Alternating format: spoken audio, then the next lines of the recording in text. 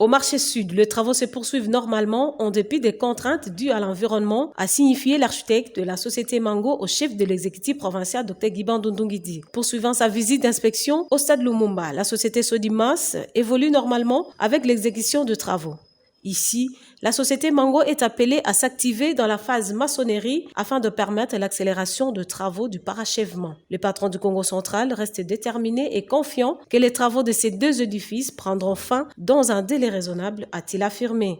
Il est évident que la visite des deux chantiers, ces chantiers majeurs pour la province, s'inscrivent tout à fait dans la vision du chef de l'État, son Excellence M. Félix Antoine Tshisekedi. Mais ces deux édifices sont aussi le symbole de l'unité, représentent l'unité et la cohésion qu'on a toujours prônée. Maintenant, sur le terrain, ce qu'on a trouvé, certains prestataires sont à féliciter. Donc, de manière claire, on va féliciter Sodimas. Par rapport à ma visite précédente et aujourd'hui, il y a eu beaucoup d'avancées. Pour le prestataire Mango, il va falloir qu'il s'active un peu plus parce que le gros œuvre est important pour pouvoir attaquer la finition du stade. Donc, on va avoir, à l'issue de cette rencontre de terrain, on va avoir une réunion technique au gouvernorat pour évaluer le niveau d'exécution et de réalisation du chronogramme. En ce qui concerne le marché sud, il y a aussi une bonne progression, mais il faut savoir que le marché et les deux édifices sont posés dans des quartiers.